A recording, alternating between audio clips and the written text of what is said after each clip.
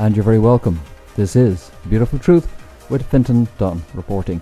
Thanks for joining us for this look at the critical situation in Japan, and we hope to bring you a level-headed and realistic assessment of what's going on. And my special guest today is Will Davis. He's an expert in the nuclear energy field, having been a US Navy reactor operator, qualified on 2 different submarine power plants, and having been active in research since he left the Navy in 1993, research concerning nuclear reactor technology and history. Will's engaged currently on a startup company, Atomic Power Research Associates, to produce technically oriented and yet still readable materials for those interested in the field, whether they're professionals or educators or even the general public. And he's addressed the general public on his blog on blogspot.com. That's Atomic Power Review, all one word, atomicpowerreview.blogspot.com. Will is on the line right now, and thanks very much, Will, for joining us today. Thank you, Fintan. It's good to be with you. Okay, Will, you've had practical experience in this field, the kind of experience I think would be valuable. As far as I know, guys in the Navy who get selected to work in the reactor rooms of Navy subs are not known for their hysterical reactions, and they tend to be fairly level-headed guys. That's your experience having worked on one of these subs? Absolutely it is, Fintan, and I'm going to go ahead and take that as a compliment. Okay, well, you can indeed, because I think it's a given. Just give us a little bit of an idea of your time in the Navy and where you were deployed and what kind of subs you were working on. Well, after passing ETA school, designated as a reactor operator, and nuclear power school, I was assigned to the Kesselring site, West Milton, New York, to the 8G power plant, S8G. That's the prototype for the Ohio-class submarines. And then was cut orders to USS Simon Bolivar, SSBN 641, the Gold Crew out of Charleston, South Carolina. That was Westinghouse S5W reactor plant. Right. In fact, it's quite relevant experience, isn't it, Will? Because as far as I understand that the origins of the plant design which we have over in Japan at the moment, the reactors which are troublesome right now, were based and grew out of designs which arose after World War II. Well, the boiling water reactors that we're talking about in Japan are an outgrowth of the pressurized water reactor technology. When Westinghouse was first given the contract for a submarine reactor, 1948, which was Project Wizard, they focused on a pressurized water reactor concept because they wanted to make sure that there was no boiling inside the reactor because of the danger that offers to heat transfer. And in fact, when General Electric decided to get into commercial power generation, they focused on the boiling water concept and perfected it in a shorter amount of time than Westinghouse took with the pressurized water concept. Okay. Let's just take a look then for people, bring them up to speed, those who haven't been following this too closely, apart from the somewhat hysterical headlines that they've seen in the media or news reports on TV. And indeed they are. Aren't they?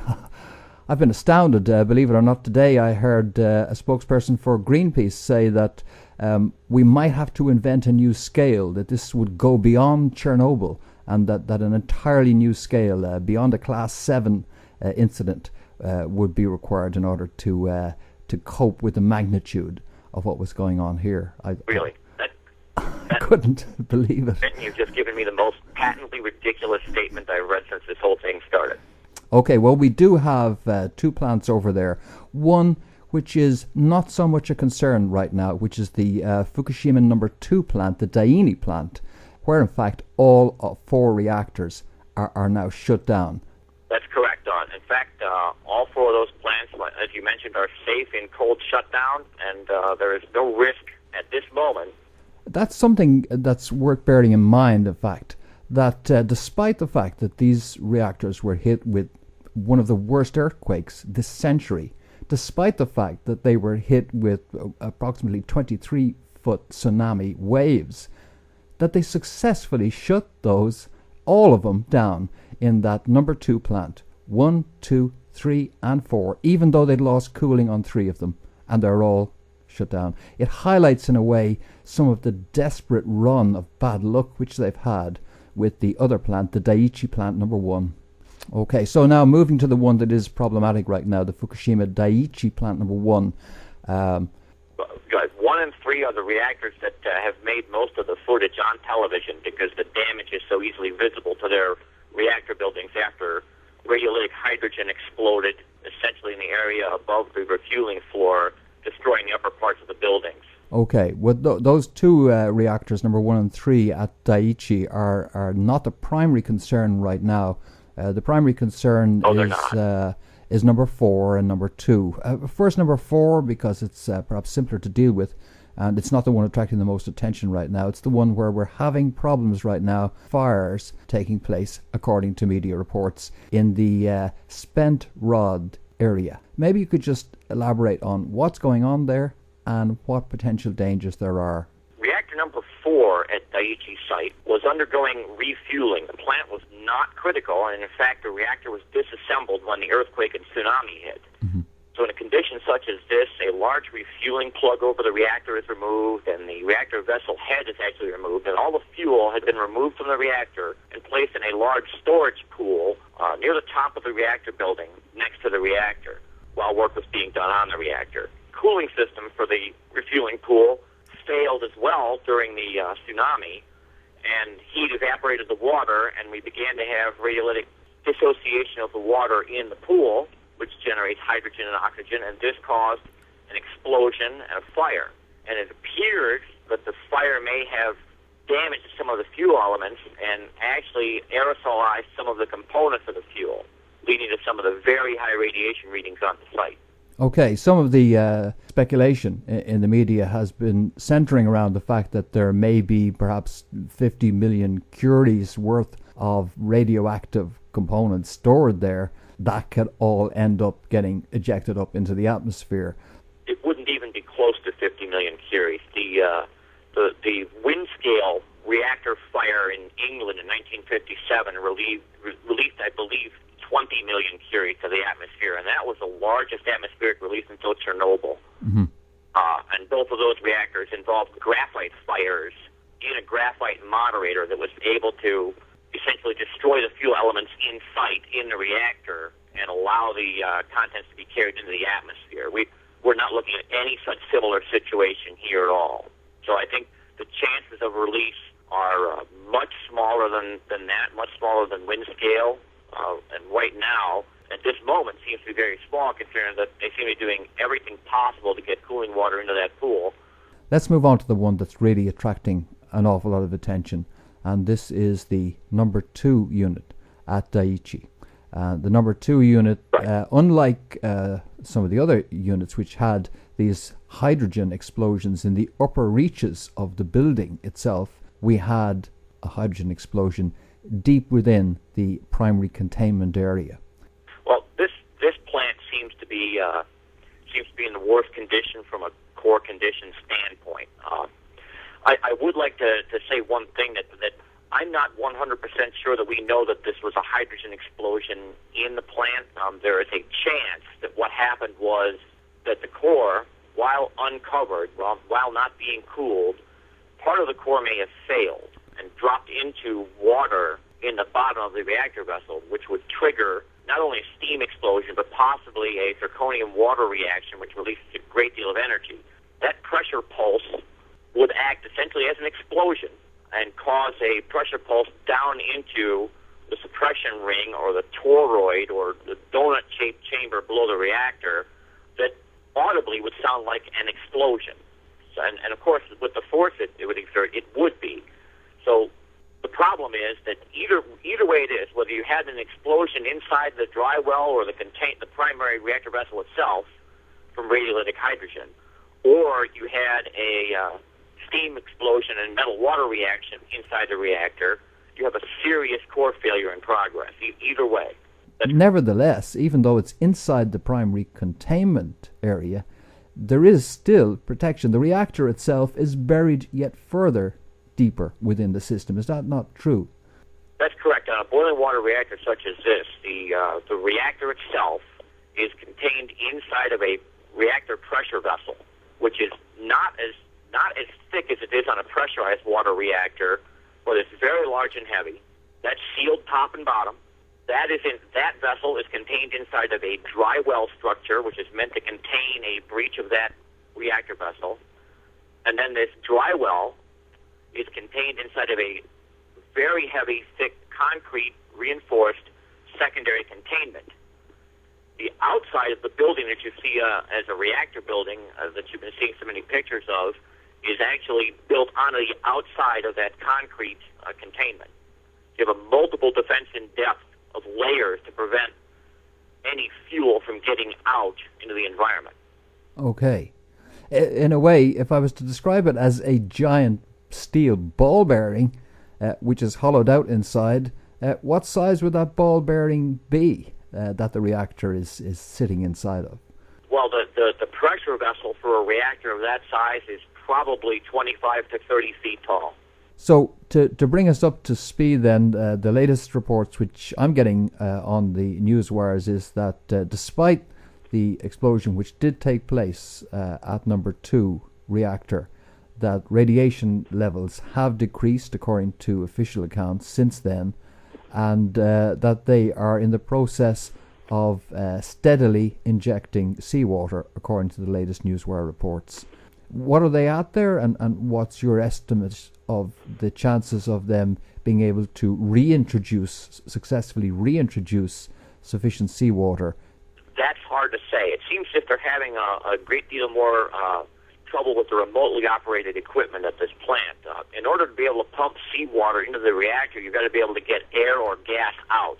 And it sounds as if their ability to remotely open their relief valves, which in all likelihood on a plant like that is a solenoid-operated valve, has been removed. In other words, they've had electrical equipment failures that are not allowing them to depressurize the plant, in other words, to get gas out so that you can get water in. The pump they're using, which at some reports were fire pumps, is only going to be able to pump against its shut-off head at a fairly low pressure to keep water at a not entirely covering the core. So until they can get a way to get pressure out, they're not going to be able to cover the entire core with seawater. I should add that in all these cases where they're pumping seawater into the reactor cores, they've reported that they're also injecting boric acid. And that's very important because boric acid contains boron, which is a very powerful neutron absorber that tends to, for lack of a better term, quench the reaction. It absorbs neutrons, which prevents them from causing fission in other uranium atoms. It's like a powdered version of control rods. It is. In fact, it's borated water is normally stored at reactor plant sites for exactly this purpose. Mm-hmm.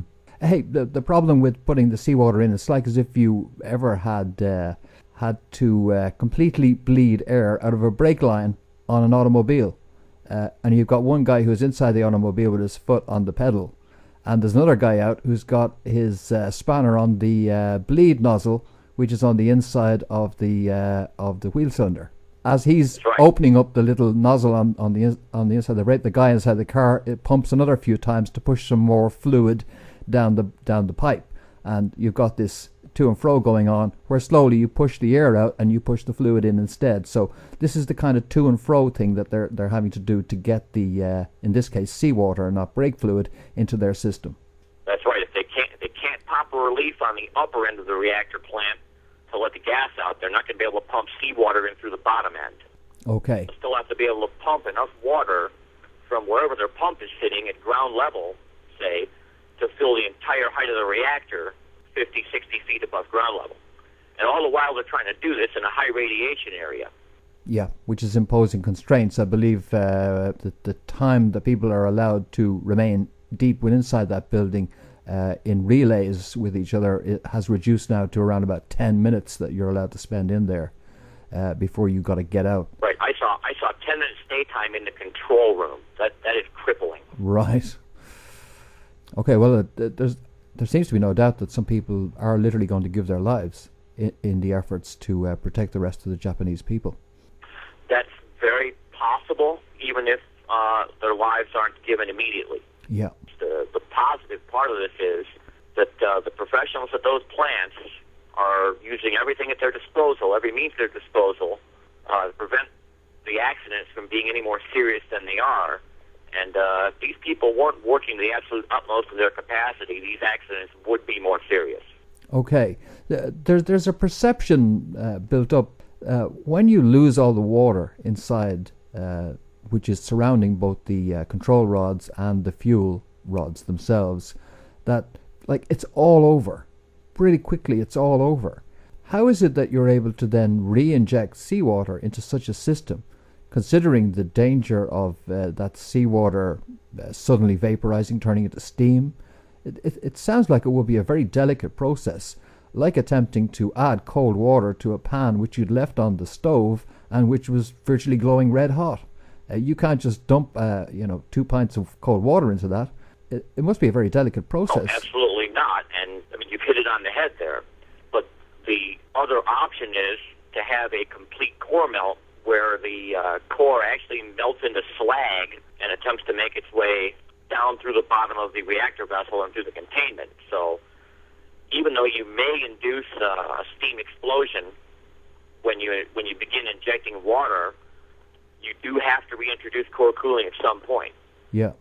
Do you not still have a core catcher device? Exactly what happened at 3 Mile Island. The process of having a core that was mostly uncovered and then reintroducing seawater, or reintroducing water. No seawater was used there, but reintroducing water. And at 3 Mile Island, core cooling was not reestablished, and the core was not covered again with water for about 16 hours. Right. And after all was said and done at 3 Mile Island, it was determined that about the upper one-third of the core had essentially been demolished and largely collapsed into the rest of the reactor vessel below that. But still, it was possible to reintroduce water to the reactor core and get the core cooled, even with that much damage. There is a large degree of tolerance built into these reactors, and they will take abuse, as we're seeing, they will take abuse far in excess of what is usually not only designed, but imaginable. Right. Well, that's an interesting figure you're just giving me there, that there was a 16-hour exposure of the core in that case, 3 Mile Island. In this case, with number 2 reactor, there's one sustained period of around about 2 hours, 10 minutes, and perhaps other partial exposures. I have now seen an integrated figure of about 6 hours bouncing around. Right. Overall. Again, when this is all said and done, and we're all writing our books about this, we'll find that out. But it looks to me as if the core, at least just in the fact of the number of hours of total core exposure or major core exposure at number 2 is far less than 3 Mile Island. Right. Or there were some partial exposures where upper portions of the core were exposed, etc. You're saying you total all that up, you're looking around about 6 hours compared to 16 at 3 Mile Island, where they did successfully reintroduce water into the system and boron and kill it off. Correct. Even with some of the elements having failed, because the upper parts of the fuel elements failed and they disconnected there and fell down into the core, but even that was recoverable. Of course, that's not to say that there wasn't a release to the atmosphere. There was. That's not to say that the cleanup and decontamination of the plant didn't take many years. It did, but it was recoverable. And was 3 Mile Island a similar design, a zircaloy system with uranium oxide pellets inside it? 3 Mile Island is a Babcock and Wilcox pressurized water plant. The containment is very different. The design of the primary plant, of course, is very different. And the way they respond in casualties is different. But simply in terms of having the core exposed, the results are essentially the same. Mm-hmm. Okay, well, that is an encouraging comparison. It indicates just how far things can go, and yet you can still manage to bring it back, so to speak. Correct. Yeah. Let's just look at the downsides here then, in terms of difficulties with achieving that, either in terms of it taking a very long time to achieve it, and what radioactive elements might be emitted during the period that you have a protracted process of release of radioactive vapors associated with the attempts to reintroduce seawater, option number 1, and then option number 2, where there's complete and total absolute failure of all of this, full meltdown and a massive explosion which results in the reactor vessel itself being opened up to the sky, a Chernobyl type scenario. What would you rate as the risk potential for both of those two outcomes taking place? We've looked at the most optimistic. Well, the the chance of a Chernobyl-like accident is practically zero. The Soviet RBMK-1000 type reactor, which is what exploded at the Chernobyl station, is a type of reactor that could never have been constructed in the Western world. The reactor plant did not have a containment such as we know it, did not have a bolted reactor enclosure such as we know it. Control rods in that reactor were lowered by cable drums. The Chernobyl reactor core is physically so large that it was possible for part of the reactor to be increasing in power while another part was decreasing radially across the core. Chernobyl is a graphite-moderated reactor, which, as we know from Windscale and Chernobyl, can catch fire when exposed to the air. The differences between the Chernobyl reactor plant and any boiling water or pressurized water reactor in the Western world are so vast that comparisons are just impossible. Right. So we're not going to get what Chernobyl was, which was essentially a runaway fission reactions ongoing inside a really crummy design. Here we have fission reactions have been essentially stopped. We're looking at decay of secondary fissile materials here, not primary fission reaction. Right. We're looking at decay heat generation. Mm-hmm. In these cases, we're looking at decay heat generation and not a runaway reactivity addition accident. Right. So in that case, let's just look at what is the worst case scenario here, which is where it is an inability to bring this under control, and where there's a steady increase in heat and temperature, etc., and we get severe disintegration of the fuel rods inside and pooling or conglomeration of uranium pellets in the bottom of the reactor vessel. How do we stand there? Right. Has that got an option or an ability to go from there to vent out to the sky? Yeah, that option there, commonly in the hysterical press, is referred to as the China syndrome. Mm-hmm. Is resulting from the mixture of all the molten components in the core dropping to the bottom of the containment vessel, burning through it into the ground. Now, studies that have been done here, among them, one of the books in our collection here, WASH 1250, which is an Atomic Energy Commission draft report on reactor safety, indicates that even if that did occur, it's not certain that material would penetrate the containment. And even on designs where it did, it would penetrate no further than 60 to 90 feet in the ground, but the chances of that are infinitesimally small. If the core did melt, it would be extremely unlikely that it would be able to exit the containment before action was able to be taken to cool it. Okay. If we're looking then at it not getting to the point where we have literally open venting to the sky, a plume which ascends up into the jet stream, etc., we're looking at much more moderate levels of release of radionucleotides. Is that correct? With the style of containment that these plants are constructed with, you're looking at much more of a contained and down problem in the long term than you are a plume in the air. Okay. I will add that there have been readings taken around all over the place, and it's not to say that there has not been a release into the air. There has been. But it looks to me that the half-lives of what's been released are very short because the readings are coming down in a day, and that might be iodine, which, if memory serves, has a half-life of about 8 days. It could also be krypton, has a short half-life. Cesium? Possibly. Yeah. Well, for example, we're getting some figures, and just to try and put it in perspective for people, because of the prevailing wind being from the north right now, heading towards Tokyo, we are told that the radiation levels in Tokyo are 10 times the normal level. Sounds alarming in a way, until you ask yourself, hold on, what's a normal level of radiation in Tokyo? It's the radiation that comes off rocks, for crying out loud. The radiation that comes off some guys. There are times when, as a member of the nuclear power industry, you'll have to go for what's called internal monitoring. And if you eat a banana within a day before that internal monitoring, it'll set the monitor off from the radioactive potassium in the banana. So we're exposed to radiation at all times from all sorts of sources and don't even know it. Yeah. So when you say 10 times the normal, when you think about maybe that banana is irradiating you, it becomes a little less alarming. Doesn't it just? Yeah. Okay, well that puts some of it in perspective, and as you say, we have to take into account as well the half-life of these compounds. For example, dangers which this kind of relatively low-level radioactive element ejection from the plant would pose to the continental United States, where it might take, for example, about 10 days for a non-plumed, just by normal air movements not up in the jet stream but lower down. It'd take maybe 10, 11 days for that material to reach the United States. With the half-lives you're talking about, the half-life issues, even in the most persistent of the compounds, would largely render them harmless by the time they would reach the United States at these lower levels of emission.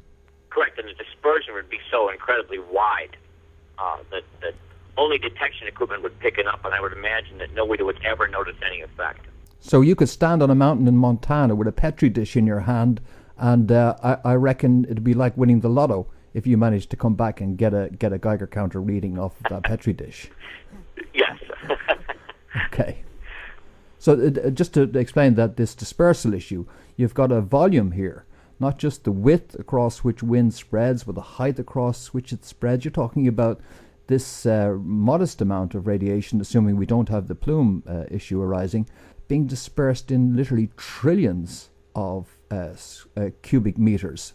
Trillions and trillions of cubic meters of air between Japan and the United States, and it being just vastly dispersed to the point of background radiation. Right, that's correct. That makes things fairly safe over here for us in the United States, although with the shifting winds in Japan, it seems as if they may be a little less fortunate. Although I will note, what information I've been able to find, that the wind is prevailing offshore at Fukushima. So one would hope that the weather pattern will change back to normal and take the wind back over the ocean. Well, according to the latest information from AccuWeather, the offshore winds beginning Wednesday will direct any radioactive matter out to sea, and those favourable winds will blow by late afternoon Wednesday local time, and light winds still offshore will return Friday after a brief change in wind which takes place on Thursday. So it looks as if in the immediate 5 to 7 days that the winds will be largely offshore, taking the stuff offshore, although there will be small periods during which there will be onshore dispersal. It really puts an awful lot of the reporting which has been done on this in a new perspective. It's been highly alarmist not to point out some of the realities that you've outlined in this, hasn't it? I've seen headlines that have run 3 lines because they've had to fit every alarmist word they could in there, including nuke and H-blast. That, of course, is intended, I think, it's deliberately intended to make people think about a hydrogen bomb explosion, which is completely physically impossible with a nuclear reactor, but it certainly gets you to buy the newspaper or click on the link or whatever it is, and some of that's just completely irresponsible reporting. Yeah. And indeed, the hysteria has extended to not just the issue of what might happen in the short term, but demonization of the entire nuclear industry, as if this was to be expected, as if all of the blame was on the plant itself and none on the circumstance, none on the handling of the issue, that the technology is somehow inherently unstable, forgetting or omitting that this happened in possibly one of the most dangerous places to actually have nuclear reactors of that age deployed, which is in Japan, on the shore in Japan. It just doesn't bear comparison to the siting and also the modernity of other units which are not as aged as the units we're talking about. The technology has indeed moved on a great deal since then. It certainly has. I think we should point out, at least in terms of the United States, we don't site reactor plants anywhere near seismically active areas like they do in Japan. I don't want to get too historical or political here, but I think most people with any grasp on modern history understand that the Japanese were aware of many things they had to do after the end of the Second World War. One of those was not be dependent on oil. Being an island that has none, they were forced to rely on nuclear energy as soon as it became available, and then embraced it willingly. And so far, I don't see anything in the Japanese press It indicates that they want to shut down and scrap all their reactors and go to windmills tomorrow. But everywhere else in the world that's completely unaffected by the accidents that happened at Daiichi, the press is pushing to immediately scrap all reactors. Yeah. It's patently ludicrous. Devastating environmental damage due to the earthquake and tsunami that any reactors ever have on the globe ever. We're really right down now to problems potentially with only one of those. But there may have been operator reasons rather than plant and equipment reasons which might have contributed to that. Like one of the problems was that when the external power generators, which they brought in after the diesel generators failed, when they tried to connect those to the power plant, the plugs did not fit. Right. That's a typical story in emergency response like that's being cobbled together. I do want to make one important point here, Fenton, and I had this on the blog, and I just want to say this. It's very early, and we're not out of the woods on this whole scenario yet, but I think we can say something clearly now with confidence. After this is all over, we're all going to try to figure out, historically and technically, where this, as they say, went south, what went wrong. And what we're going to find out is, what we're going to prove is, that the earthquake wasn't the problem. The tsunami was the initiating event in this accident sequence. Yeah. Those plants scram out, in other words, full insertion of control rods, and trip their generators on a large enough earthquake signal all the time. And that happens at every nuclear power plant in the world that suffers a load reject. In other words, if you have lightning blow up your main transformer and all of a sudden you have nowhere to send electricity, the turbine valve trips, the reactor scrams. Full load reject occurs, and the plants are safe. That was exactly what was happening from the earthquake time until 1 hour later at these plants when the tsunami hit. Mm. So at the point of the tsunami is when our accident sequence begins, and that's when the problems, like you just pointed out about losing the diesels, begin to contribute to an accident scenario. One of the other issues as well, too, just to deal with some of the issues that may actually really have been the cause rather than the entire nuclear industry being the cause, it was on the reactor we've been discussing, number 2 reactor, the one that is the cause of concern right now. In the case of that reactor, a decision was made to breach the building in its upper levels in order to allow hydrogen to escape, thus eliminating the risk of a hydrogen explosion, which we did see at the other units. And those explosions at the other units caused collateral damage in nearby units. Why was it that they did not take that move earlier with all of the units, that they didn't decide, okay, regardless of the radiological emission consequences involved here, we've got to make sure we do not have the hydrogen explosions, which could be very damaging. Why did they wait finally until the last reactor before they start to implement this plan of making sure they don't have upper level outer containment building hydrogen explosions? That's something that we're not going to know for 100% certain until we can read all of the reports written by all the people that were there. But I strongly suspect that the situation immediately became grave in the control rooms because they lost all of their INC equipment, instrumentation and control, and could not tell what was going on in the reactors themselves or control them. Yeah, certainly they had problems with determining. A couple of industry experts have backed that up now, that they lost some indications, that some indications were stuck high out of range, were stuck low out of range, and one would suspect that they were not able to detect hydrogen in the containment. But if they have hydrogen glow plugs fitted in the containments to burn it before it can reach an explosive level, that those had lost power because there was no electricity. Mm-hmm. They were probably inundated with so many indications and lack of indications that they did not know what to do. This and that exact type of scenario, in other words, confusion in the control room because of lack of indication, wrong indication, is something we saw at 3 Mile Island as well. Yeah. Well, this is an issue because, we're not here, neither you nor I, to give the nuclear industry a clean bill of health. and a 100% scorecard and start to say, oh, it was all the tsunami. Because, you're dealing in wartime situations, for example, with preparation for extreme events and how you handle them, wargaming in terms of figuring out how you're going to respond to extreme events, and doing evaluations of what kind of really nasty things could happen. The kind of training, for example, that pilots go through in pilot training, where they put them in a simulator and they start to turn off huge banks of equipment left, right, and centre, and see what happens to pilots and see how they respond, etc. I would like to point out something here that's a fundamental difference, and I am not trying to give the civilian power industry in any country a black eye at all when I say this, but I do want to point out that Navy operators have a few fundamental differences from the civilian power industry, and one of those is that you're locked in the ship with the reactor plant. Yeah.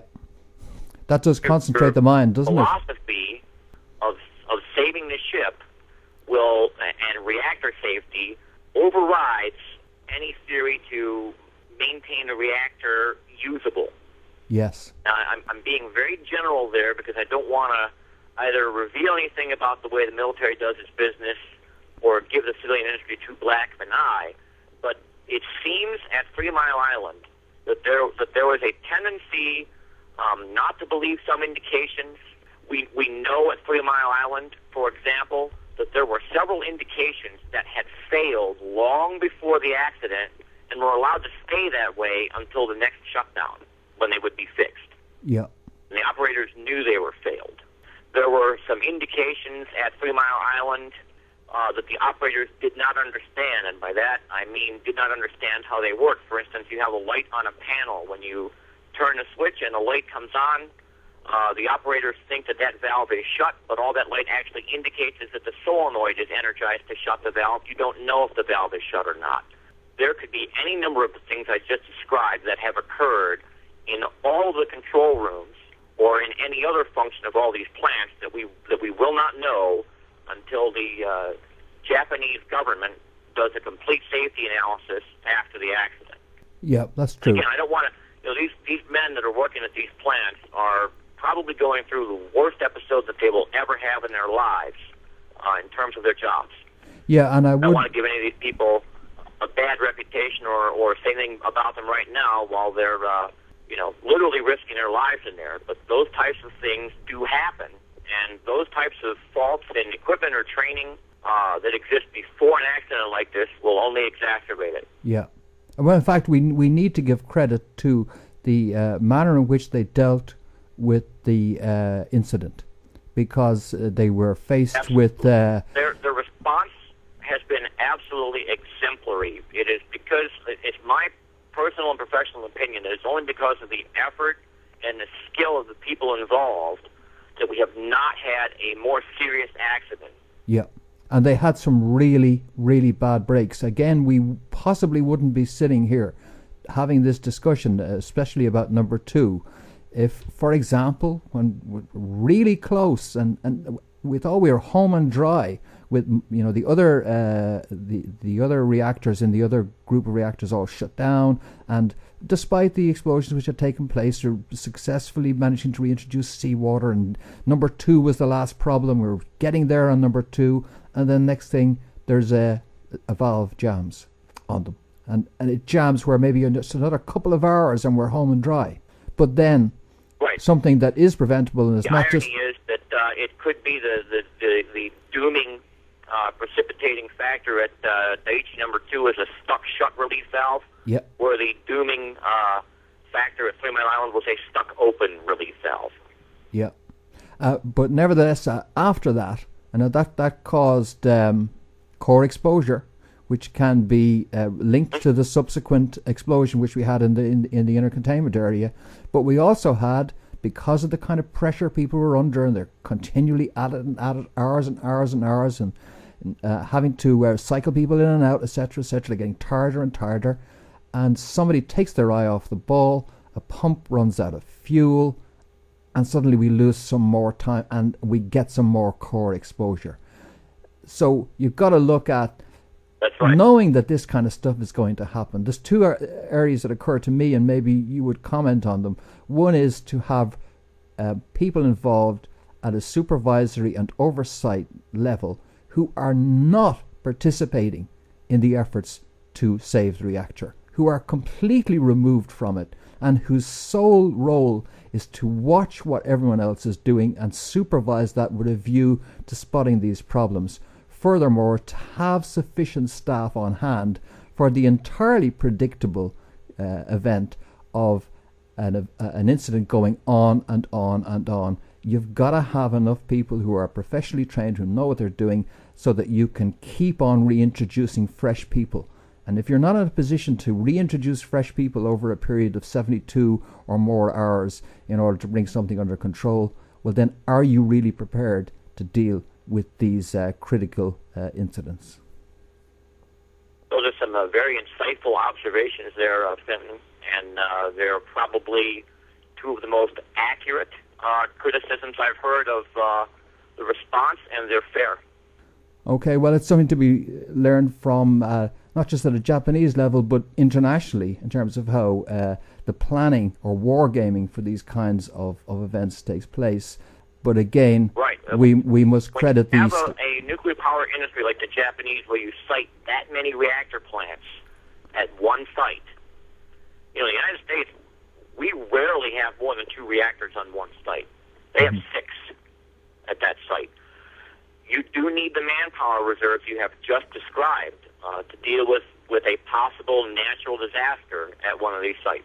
Yep, and a sequence of events where you get a run of bad luck, really bad luck, again and again and again and again, which brings you to the point of exhaustion where just a little bit more resources available and you're home and dry. Without those resources, suddenly you're not home and dry. Tip over the tipping point there, you're to the point where they are now, where they have high rad levels and a 10-minute stay time, and now you've got to find the people to bring in there because people are going to hit their occupational exposure limit and have to be cycled out. Yeah, and you have a technical expertise deficiency problem which gets out of control very quickly. But one final issue in terms of looking at the nuclear industry, it is inherently illogical to use this incident to argue against the deployment of modern reactors. For example, I'm not up to speed on the technical details, but there are fail-safe design thorium reactors, aren't they, which can be used now, where these issues that we've been discussing, they really don't arise because of the design of reactors we're putting in 2011, 2012 are so radically improved over what was perhaps designed in the early 70s and built in the mid-70s that you can't say don't build new plants. It's like trying to compare a Model T Ford with the latest Buick. It's a whole different kettle of fish, the new plants. Right. The push to design these new types of reactors certainly has existed since 3 Mile Island. That gave it a big push here in the United States. And although none of those, what are now being referred to as 4th-generation reactors, have actually been built here in the United States, this recent nuclear renaissance we've had here lately has put a lot of funding towards those inherently safe reactors where heat up would cause the fuel in a matrix to expand to the point where the fuel particles actually move far enough away from each other to stop the reaction by themselves with no external intervention whatsoever. Those types of things are around the corner if we fund them. You know, if we decide to let what happened in Japan scare us here because we don't know what we're talking about and decide to defund those projects, well then we'll be stuck with no better than the technology we have now, which is good and even better than what we're seeing dealing with a massive accident scenario and disaster in Japan. But frankly, we'd be a lot better off if we would just calmly understand what was happening in Japan, allow ourselves to go forward, take the knowledge from it, just like we did from 3 Mile Island and Chernobyl, and move forward with a new generation of plants. We live in a country in the United States where we have between 30 and 40,000 deaths in traffic accidents every year. The number of deaths directly attributable to a reactor explosion or accident like Chernobyl, what have you, in this country is 3. Ever. I'm very grateful to you for not only coming on and speaking with us today, but also for the work that you have been doing on your own blog since this began. You were on it very early. That's atomicpowerreview.blogspot.com. And we've been speaking with Will Davis, a great Navy guy. Thank you very much, Will, for joining us today. It's been a pleasure, Fintan. I wish we were talking under better circumstances, and I'll talk to you again soon. And I hope we do get a successful conclusion to this. Thanks again, Will. So do I. I will speak to you again at that time, absolutely.